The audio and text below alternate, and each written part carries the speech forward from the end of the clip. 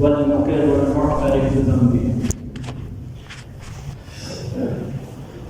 أشهد أن لا إله إلا الله وحده لا شريك له، لا إله إلا الله، لا نعبد إلا إياه، وله العظمة وله الفضل وله الثناء الحسن، لا إله إلا الله مخلصين له الدين ولو كره الكافرون.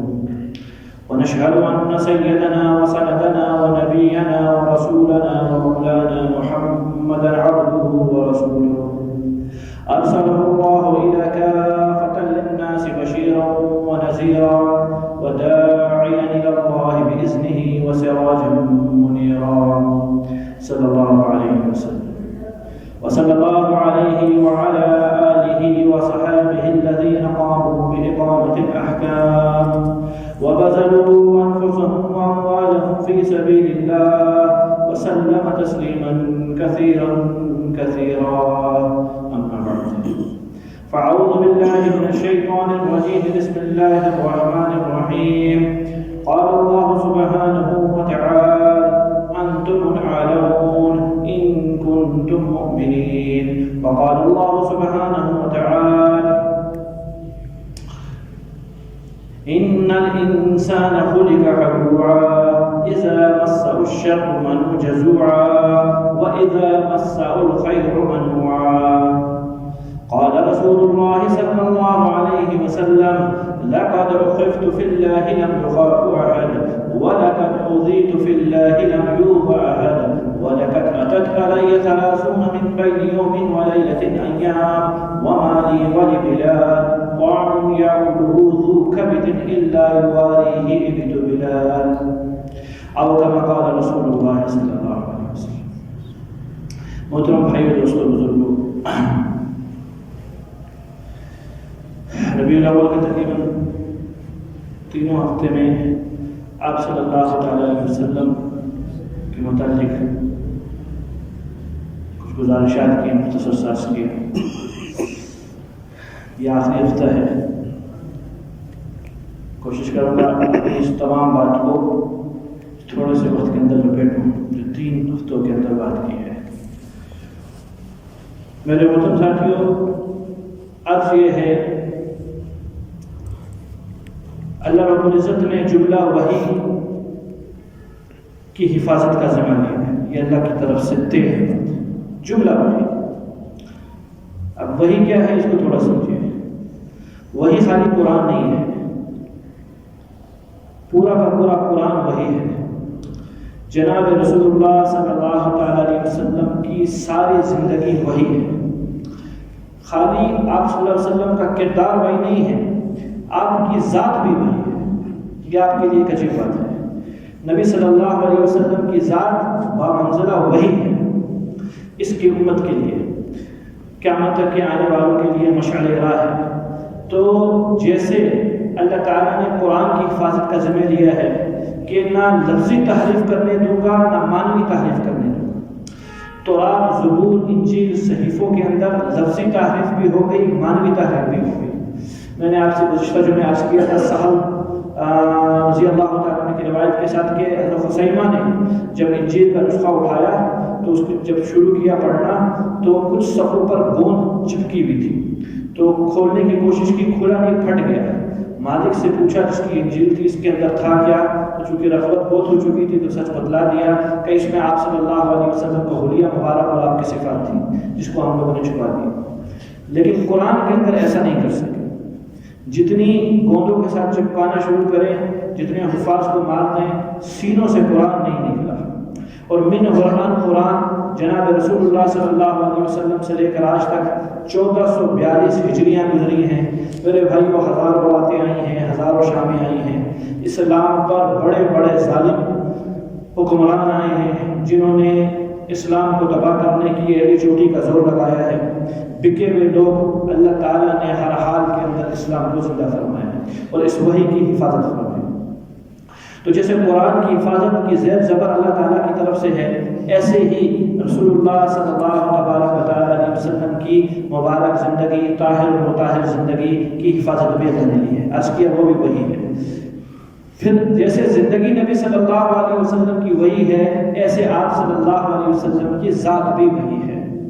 تو جہاں زندگی کی حفاظت کا وعدہ ہے وہاں ذات کی بھی حفاظت کا وعدہ ہے، اس وقت بھی حفاظت کا وعدہ ہے، تا قیامت حفاظت کا وعدہ ہے۔ آپ صلی اللہ علیہ وسلم کی ذات پر کچھ ہوگا نہیں۔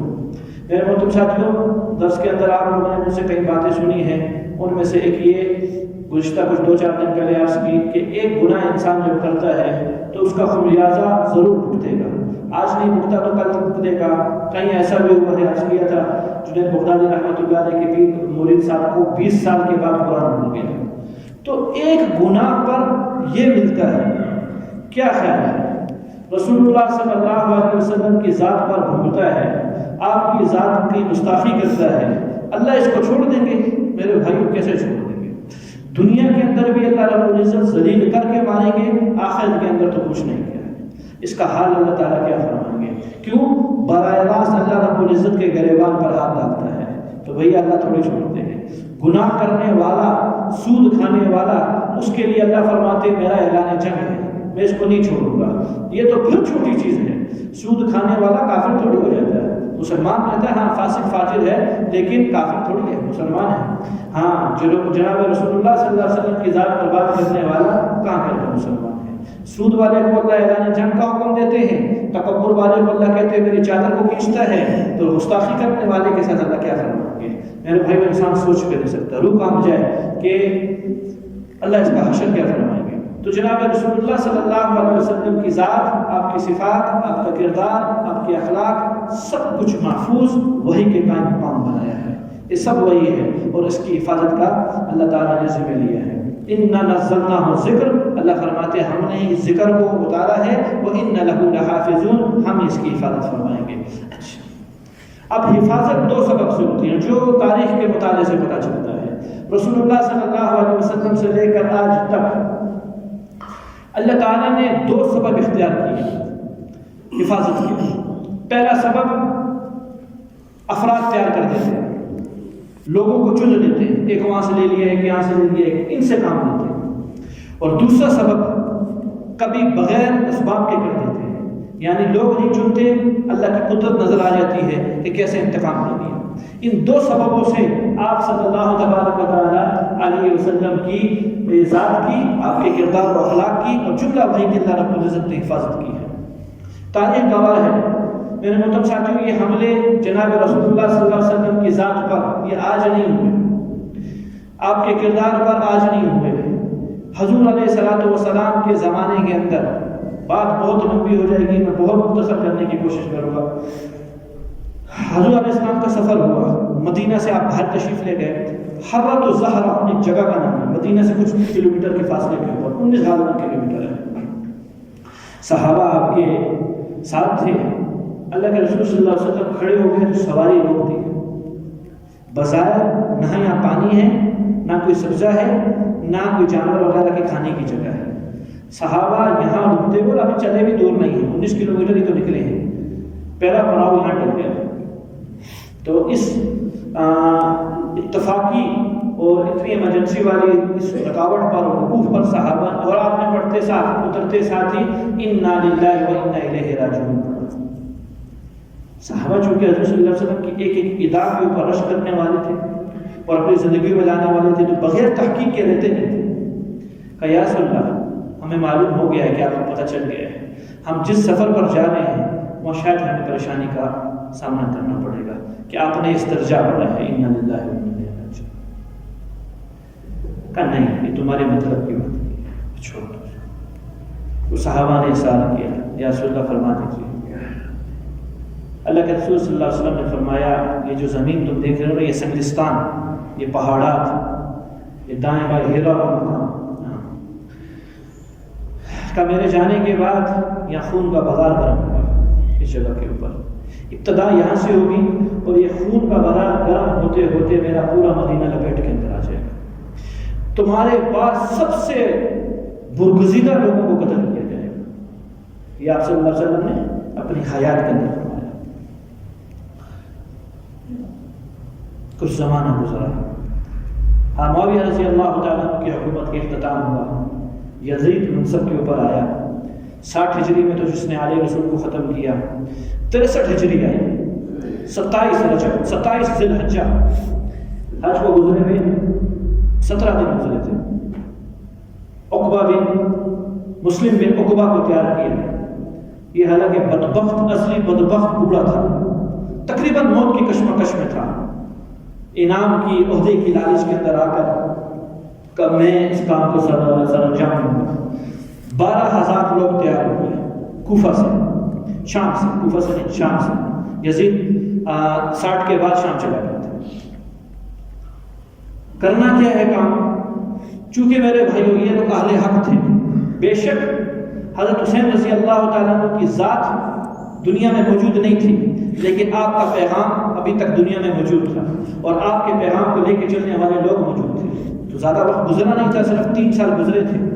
سینکڑوں تابعین، سینکڑوں ہزاروں تابعین، سینکڑوں صحابہ کو جنہوں نے دیکھا تھا، ان کی صحبت یافتہ تھے، یہ اس طرح مدینہ پاک کی حفاظت کر رہے تھے، مدینہ کے اندر موجود تھے۔ بڑے بڑے صحابہ کے بیٹے زید بن حنظلہ رضی اللہ تعالیٰ، عبداللہ بن حنظلہ رضی اللہ عنہ، غسیل ملائکہ حضرت حنظلہ رضی، ان کے بیٹے موجود تھے۔ معقل بن سنان رضی اللہ عنہ خود موجود تھے، بہت بوڑھے تھے لیکن موجود تھے۔ یہ وہی صحابی ہیں جن کے ہاتھ میں آلہ تھا فتح مکہ کے موقع کے اوپر، یہ انصاری صحابی ہیں، انہوں نے رسول اللہ صلی اللہ علیہ وسلم کے لیے بہت کچھ کیا، یہ موجود تھے۔ فضل بن عباس رضی اللہ عنہ، نبی علیہ السلام کے چچیرے بھائی موجود تھے، اور اس سے بڑھ کر ان سب سے بڑے صحابی حضرت ابو سعید خدری رضی اللہ تعالیٰ عنہ موجود تھے، اور تقریباً آخری عمر کے اندر تھے، یہ لوگ موجود تھے۔ انہوں نے کسی صورت میں بھی یزید کی بات کو ماننے سے انکار کیا ہوتا کہ ہم کسی صورت میں بھی یزید کی بات کو نہیں مانتے۔ اب مسلم بن عقبہ تیار ہوگا 12,000 کی جماعت کو لے کر، اور اس نے مدینہ پر حملہ کیا، جو اپنا مرکز رکھا یہ 19 کلومیٹر دور یہ ہرہ مقام رکھا، ہرہ تو زہرہ، جس کو آپ صلی اللہ علیہ وسلم نے اپنی حیات کے اندر پیشن گوئی کر کے گئے تھے کہ یہ یہاں سے ہولی کھیلی جائے گی خون کی، اور میرا پورا کا پورا مدینہ لپیٹ کے اندر آئے گا، مدینہ کی اس کے ہرہ کی اس وجہ سے۔ موقف اور مطالبہ کیا تھا یزید کا جو یہ لے کر آیا مسلم بن عقبہ؟ 3 دن تک کچھ نہیں کیا، مسجد نبوی میں بیٹھ جانا، بیت کی آواز لگانا، جو آ کر بیعت کرتا جائے گا میرا اس کے ساتھ کوئی تعلق نہیں ہوگا، ہماری گرفت سے باز رہے گا۔ اور یاد رکھنا اگر 3 دن کے بعد کوئی نہ آیا، 3 دن تک نہیں آیا بیعت کرنے کے لیے، پھر نہ چھوٹی کی تمیز کرنا نہ بڑے کی تمیز کرنا، نہ عورت کو دیکھنا بچے کو دیکھنا، نہ حرمت رسول کو دیکھنا، نہ مسجد نبوی کو دیکھنا، جو بن سکے گی کر لینا، اور ثواب کی نیت سے کرنا۔ اور یہ اس بدبخت نے آخری ٹائم پہ موت کے وقت میں وصیت بھی کی تھی، یہ جب مرنے لگا مسلم بن عقبہ، وہ پھر انشاءاللہ جگہ میں بتاؤں گا۔ خیر جی، صحابہ کو پتہ چلا، تابعین کو پتہ چلا یہ اقدام ہونے لگا ہے۔ اب 3 کونے تھے، چوتھا کونا مکہ تھا، مدینہ سے گزر کر مکہ جایا جاتا تھا، تو وہ کونا محفوظ تھا کہ یہاں سے حملہ نہیں ہو سکتا۔ باقی جو 3 سرحدیں آتی ہیں مدینہ کی طرف، عبداللہ بن حنظلہ رضی اللہ تعالیٰ عنہ ایک مختصر سی 400 صحابہ کی جماعت جس میں تابعین بھی موجود تھے، ان کو لے کر ایک کونے کی طرف نکل گئے۔ حضرت فضل بن عباس رضی اللہ عنہ نبی صلی اللہ علیہ وسلم کے چچیرے بھائی، یہ تقریباً کوئی 800 کا لشکر لے کر دوسرے کونوں کی طرف نکل گئے، ان میں بچے بھی شامل تھے جن کے ساتھ 800 کا لشکر تھا۔ اور تیسرا یہ معقل بن سنان باوجود بڑھاپے کے، باوجود مرض الموت میں مبتلا ہیں، لذا تقریباً قریب ہے ان صحابے کی کرنے کی۔ مجھ کو ہمارے بڑے خلیفہ اول کی بات سناتی ہے کہ کیا سبحان اللہ کا جس ٹائم کے اوپر کا یہ ہولی پہلی دفعہ نہیں کھیلی جا رہی، ہم آتی ہیں کہ جس دن رسول اللہ صلی اللہ علیہ وسلم ہم سے جدا ہوئے اسی دن، یہ تو بہت تھوڑے لوگ آ رہے ہیں، 12,000، 3 لاکھ آدمی مدینہ پر آئے تھے، اور اس ٹائم پہ رجال تھے موجود، ابو بکر جیسے آدمی کھڑے ہوئے تھے، اور یہ جملہ کہا تھا اَيَنْقُصُ الدِّينُ وَأَنَا حَيٌّ، دین مٹ جائے ابو بکر زندہ رہے ایسا نہیں ہوگا۔ تو کہا کوئی تیار نہ ہوا ابو بکر کا ساتھ دینے کے لیے، کیونکہ حالات ایسے تھے، چاروں طرف سے یلغار تھے مدینہ پر، لیکن واحد قلندر مردان حر میدان کے اندر نکلا تھا، اور وہ ابو بکر تھے، جن کے نکلنے پر بھی سارے صحابہ ان کے پیچھے ہوئے تھے۔ تو کہا ہم عادی ہیں۔ اور معقل بن یسار رضی اللہ تعالیٰ عنہ، معقل بن سنان فرماتے ہیں میں اس جماعت کا ساتھی تھا۔ مختصر کلام، معقل بن سنان نکلے، ابو سعید خدری رضی اللہ تعالیٰ عنہ نکلے، بے ہوش ہو گئے، نہیں چل سکتے تھے۔ آخر مجبوراً ان کو صحابہ نے، تابعین نے منت کی کہ حضرت بہت تکلیف ہوگی، رہ جائے، بالکل آخری وقت تھا حضرت۔ وہاں پر مسلم بن عقبہ جماعت لے کر نکلتا ہے اس 12,000 کی، جا کے مسجد نبوی کے اندر، خیر مسجد نبوی میں تو بعد میں پہنچے گا، پہلے ان کے ساتھ مقابلہ ہوتا ہے۔ ہمارے بھائی میں اتنی ہمت نہیں تھی کہ ان کو مار دیا جائے۔ ہاں شروع کے اندر بڑے حملے ہوئے، لیکن آخری کلام یہ نکلا، حضرت عبداللہ بن حنظلہ غسیل ملائکہ اب خود سمیت 7 کے 7 بیٹوں کے ساتھ شہید ہو گیا۔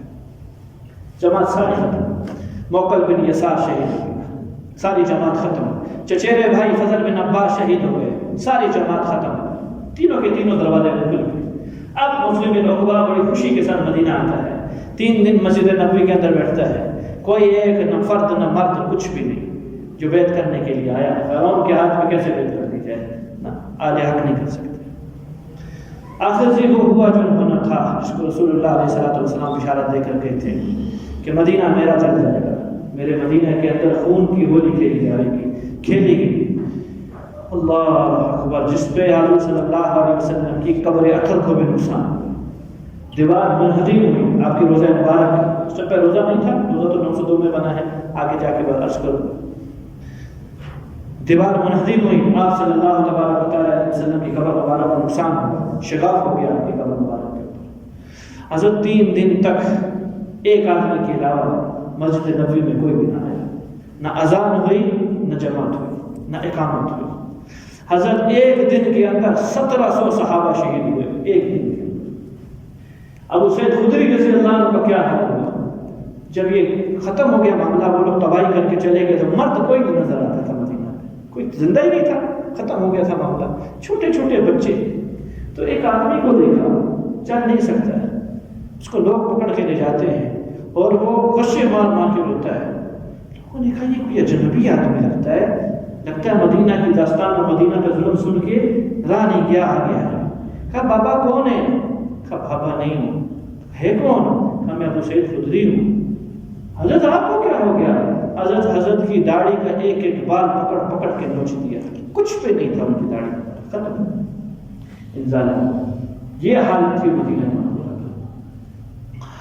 مسلم یہاں ایک فرد واحد سعید بن مسیب رحمۃ اللہ علیہ حضرت فرماتے ہیں میرے علاوہ کوئی نہ مدینہ، 3 دن مسجد نبوی میں اکیلا آتا تھا، اور حضرت فرماتے ہیں میری حالت کیا تھی، جیسے ہی میں مدینہ آتا تو رسول اللہ صلی اللہ علیہ وسلم کی قبر مبارک سے اذان کی آواز آیا کرتی تھی، اور ابو بکر صدیق رضی اللہ عنہ کی قبر مبارک سے اقامت کی آواز آیا کرتی تھی، اور میں نے کہا انہی کے پیچھے کھڑا ہو کے نماز پڑھا کیا کرتا تھا۔ گویا نبی صلی اللہ علیہ وسلم مجھے اپنی قبر مبارک میں میری امامت کرنے اور نماز پڑھانے کا 3 دن تک یہ میرے ساتھ ہوا۔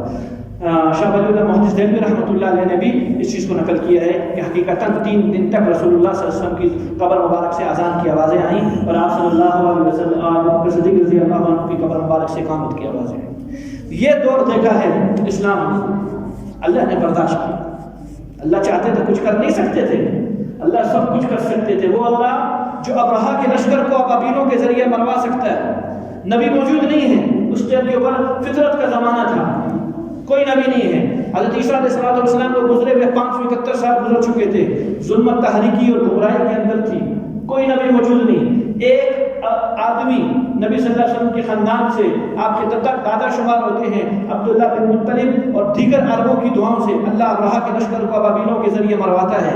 آج تو صحابہ موجود ہیں، ابو سعید خدری رضی اللہ عنہ موجود ہیں، معقل بن یسار موجود ہیں، فضل بن عباس اور عبداللہ بن حنظلہ جیسے لوگ موجود ہیں۔ جابر بن عبداللہ نبینا ہوئے ہوئے تھے، اندھے تھے، کچھ پتہ نہیں تھا ان کو کیا ہوا، ٹھوکریں لگی چلتے ہوئے لاشوں سے۔ میں نے کہا ایک دن میں 1700 صحابہ اور تابعینوں کو شہید کیا ہے۔ جب ٹھوکریں لگی تو کہا ہمارے مدینہ کی کنکریاں تو بہت چھوٹی چھوٹی ہوتی تھی، یہ کنکریاں کو کیا ہوا اتنی بڑی بڑی؟ ہاں بیٹے نے کہا حضرت کنکریاں نہیں ہیں، لاشیں پڑی ہوئی ہیں، اٹھانے والا کوئی بھی نہیں ہے۔ یہ پہلی دفعہ ظلم نہیں ہوا تھا، یہ ظلم ہوتے رہے۔ اللہ سب کچھ کر سکتے تھے، اللہ دیکھتے ہوئے۔ پھر میرے بھائی الغار ہے، خیر اس بدبخت کا اللہ نے کیا حال کیا، زہر آلودہ پانی اس کی پیٹ کے اندر پڑ گیا۔ جب یہ مکہ جا رہا تھا، مدینہ سے فارغ ہو کر عمرہ کرنے کے لیے، شکرانے کا عمرہ کرنے کے لیے کہ میں نے قاتلان عثمان کا بدلہ لے لیا، شکرانے کا عمرہ کرنے کے لیے جا رہا تھا۔ اس ظالم کو یہ خیال نہیں آیا کہ کن کو مارا ہے میں نے، تو پیٹ میں زہریلا پانی پیدا ہوا، پیٹ پھٹ گیا اور ذلت کی موت مرا۔ یہ مسلم بن عقبہ۔ پھر زمانہ بدلا، پھر رسول اللہ صلی اللہ علیہ وسلم کی ذات پہ اللہ ہوئی۔ اب ہجری ہے 900، بیچ میں ہوا ہے 400 ہجری 386 سے 411 کے اندر دوبارہ اس طرح کا ایک کام ہوا۔ حلب کے رافضی اٹھے اور اس زمانے میں مدینہ کا جو والی تھا وہ 2 نمبر بندہ تھا، وہ اچھا آدمی نہیں تھا۔ سبز باغ دکھائے، خوب پیسہ لٹایا، ہدایہ لے کر آئے اور یہ کہا، شیخ شہاب الدین رحمۃ اللہ علیہ فرماتے ہیں میں مدینہ کے خدام کا رئیس تھا، جو خادم ہوتے ہیں مدینہ کی صفائی وغیرہ کرنے والے، ان کا امیر میں تھا۔ کہ میرے ایک بہت قریبی دوست تھے جو کہ حاکم مدینہ کے قریبی وزراء میں سے تھے، مجھے جب بھی کوئی ضرورت پڑتی تو میں اس دوست کو کہہ دیتا، وہ میرا کام کروا دیتے۔ تو کہا ایک دن وہ دوست میرے پاس آئے انتہائی پریشانی کی حالت کے اندر۔ میں نے پوچھا کیا حال ہوئی؟ اس نے مجھے بات بتلائی جس سے میری روح کانپ گئی۔ اس نے کہا حلب کے رافضی آئے ہیں اور وہ یہ چاہتے ہیں، بڑے باغات دکھلائے ہیں، بڑا مال لے کر آئے ہیں کہ کسی طرح شیخین کو یہاں سے نکال دیا جائے، حضرت ابوبکر صدیق اور حضرت عمر رضی اللہ عنہ کو نکال دیا جائے، اور تو جو ہمارا بڑا ہے وہ اس چیز کے اوپر راضی ہے، ٹھیک ہے کر لیا جائے۔ اتنے کے اندر کا مجھ کو بلاوا آ گیا، جو رئیس شہاب الدین صاحب کے والی بلا رہے ہیں۔ جب میں گیا تو مجھے کہا کچھ میرے مہمان آئے ہیں جو عشاء کی نماز کے بعد سلام وغیرہ کے لیے آئیں گے روزہ رسول پر، تو میں ایک تو وہاں سے چلے جانا اور دوسرا ان کو کچھ کرنے سے روکنا نہیں، جو بھی کریں گے انہیں کرنے دینا۔ تو میں نے ہاں کر کے آ گیا، میں کیا کر سکتا تھا ایک آدمی کا۔ میں نے عشاء کی نماز بھی سارے دروازے بند کر دیے، باب جبرائیل جہاں سے بادشاہ آیا کرتا تھا، یہ مدینہ کا حاکم، یہ دروازہ خالی کھلا ہے کہ اتنے کے اندر 18 آدمی آتے ہیں، بیلچے کھدان اور فلان چیزیں ان کے ہاتھوں میں موجود ہیں، اور میں بیٹھا سچ کیا، ہاں میں مقام تہجد پر جو اصحاب صفہ سے تھوڑا سا آگے جگہ ہے وہاں بیٹھا بولتا رہا، یا اللہ کوئی مدد فرما دے، یہ کیا کرنے لگے ہیں جگہ کے اوپر آ کے؟ کہا کوئی بھی نہیں جگہ پہ، کرنا چاہیں تو کر سکتے ہیں۔ کہ میری آنکھوں نے دیکھا زمین کھلی، زمین پھٹی، 18 کے 18 بندے دفن ہو گئے، زمین دوبارہ بند ہو گئی۔ میں نے آج کیا کیا؟ اللہ وہی کی حفاظت کرتے ہیں، کبھی اسباب کے ذریعے کبھی بغیر سبب، یہاں بغیر سبب کی پھر بات بنی، پھر 500 سال گزرے، اب 9ویں صدی آ چکی ہے۔ اللہ اکبر۔ نور الدین زنگی رحمۃ اللہ علیہ، عاشق رسول، محبت کا دم بھرا ہوا ہے محمد رسول اللہ صلی اللہ علیہ وسلم کا، سنت کا مجسمہ ہے یہ انسان، یہ بندہ شام کے اندر ہے، جناب رسول اللہ صلی اللہ علیہ وسلم کا روضہ مبارک مدینہ کے اندر ہے، تہجد کی نماز پڑھی ہے، آدمی سوتا ہے، رسول اللہ صلی اللہ علیہ وسلم کی زیارت ہوتی ہے، 2 نیلی آنکھوں والے آدمی دکھاتے ہیں اللہ کے رسول، ان بندوں سے میری حفاظت کرو، ان بندوں سے میری حفاظت کرو۔ آنکھ بند ہوتا ہے، اٹھ کے پریشان ہوتے ہیں، پھر وضو کر کے تہجد پڑھتے ہیں، پھر آنکھ لگتی ہے، دوبارہ آپ صلی اللہ علیہ وسلم تشریف لاتے ہیں، اس 2 نیلی والی آنکھوں والی آدمیوں سے میری حفاظت کرو، پھر اٹھتے ہیں، نماز پڑھتے ہیں، سے بارہ سوتے ہیں، دوبارہ حضور صلی اللہ علیہ وسلم تشریف لاتے ہیں، اس بندوں سے میری حفاظت کرو۔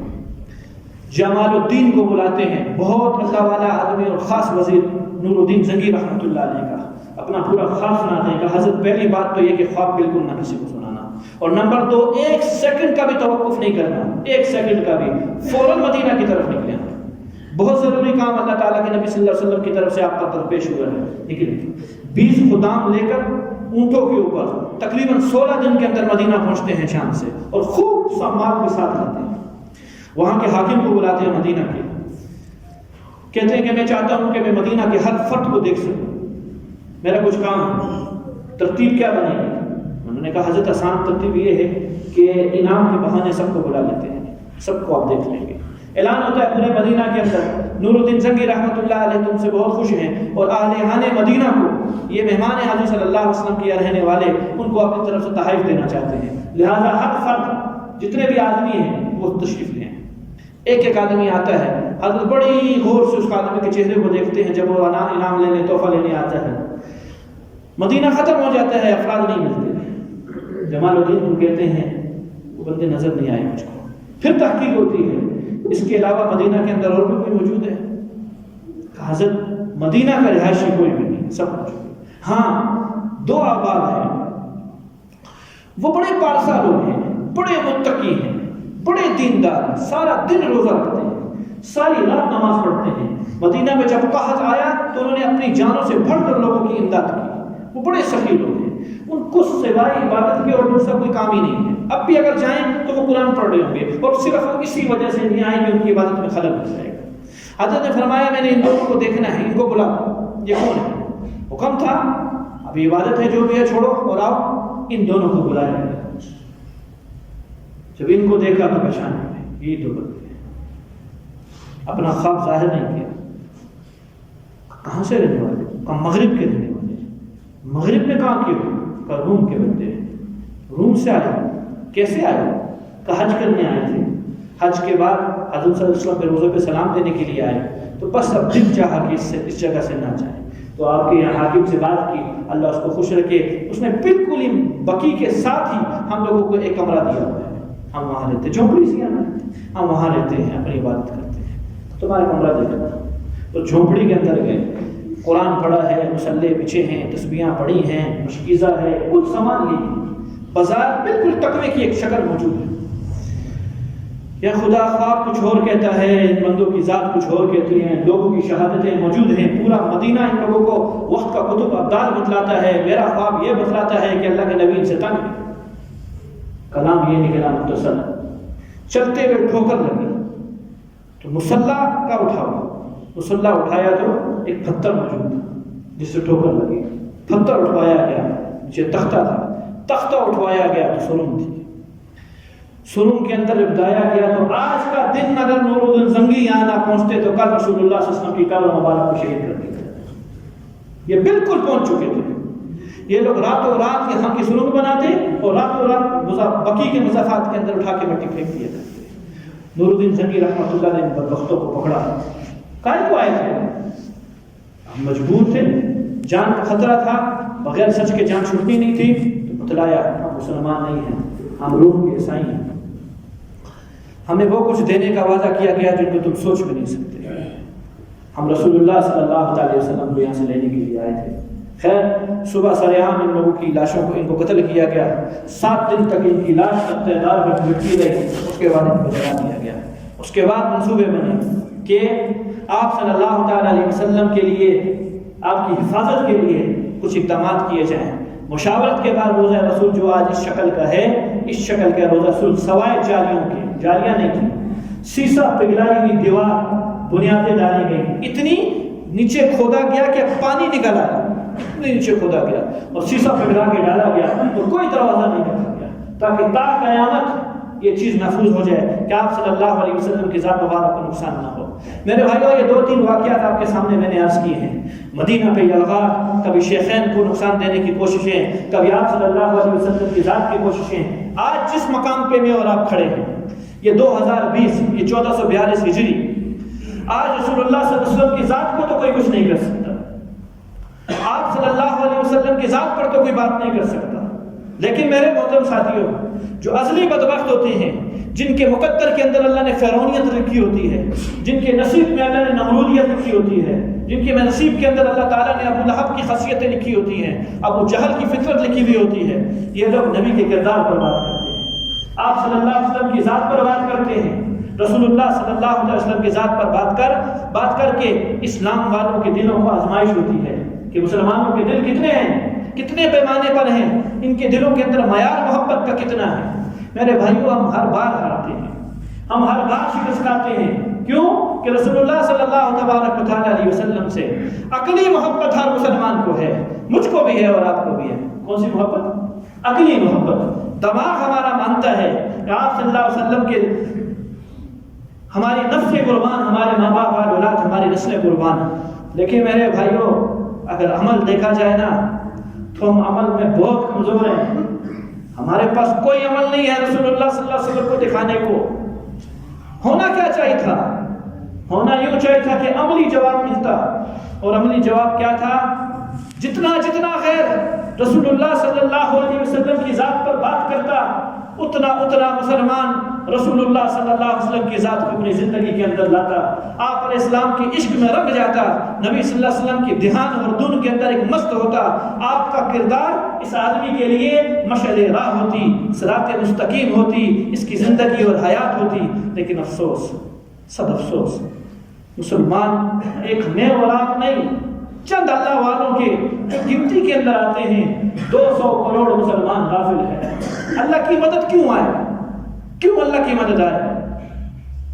اللہ اپنے نبی صلی اللہ علیہ وسلم کو مقام محمود دیں گے، وعدہ ہے اللہ تعالیٰ، ان کی ذات پر یہ وہی ہے، اللہ کی نبی کی ذات بھی وہی ہے، اور اللہ کی ذات کی نبی کی، اللہ کی نبی کی ذات کا اللہ تعالیٰ نے حفاظت کا وعدہ دیا ہوا ہے۔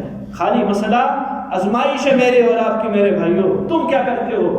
پہلے وعدے آزمائش میں پورا اتر گئے، نبی کی ذات پر، نبی کی نبوت پر یمامہ کے موقع کے اوپر آواز آئی تھی، صحابہ موجود تھے، ایک جنگ میں 12,000 صحابہ شہید ہوئے تھے، جس میں بڑے بڑوں کے نام ہیں، پوری صحابہ مل گئے تھے، آج بھی نام ہیں۔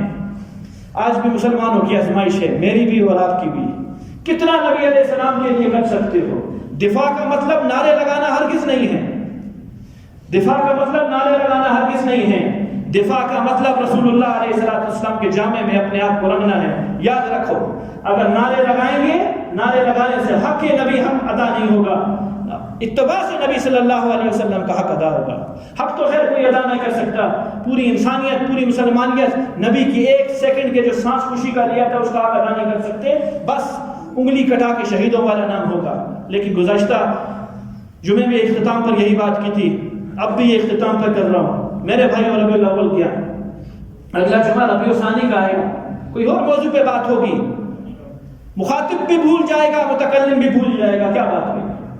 نہ میرے محترم ساتھیوں، وقت بہت قیمتی ہے، یہ دن نہ آئیں گے، موت کا معلوم نہیں ہے۔ رسول اللہ علیہ السلام کے بغیر کوئی آسرا نہیں ہے جنت میں جانے کا، رسول اللہ صلی اللہ علیہ وسلم کے بغیر کوئی آسرا نہیں ہے بخشش کروانے کا۔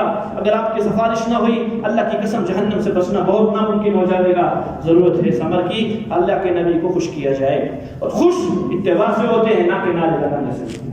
نیت کرو، میں بھی نیت کرتا ہوں، آپ بھی کرو، اتنی نیت تو کرو، اپنا ظاہر حضور علیہ السلام کی ترتیب پہ بنائیں گے، سر کے بالوں سے پاؤں کے نخونوں تک محمد رسول اللہ کی شکل بنائیں گے، آئینے کے سامنے کھڑے ہو، جو جو کمی ہے اس کو پورا کرنے کی کوشش کرو، اللہ سے مانگو، اللہ ضرور توفیق عطا فرمائیں گے۔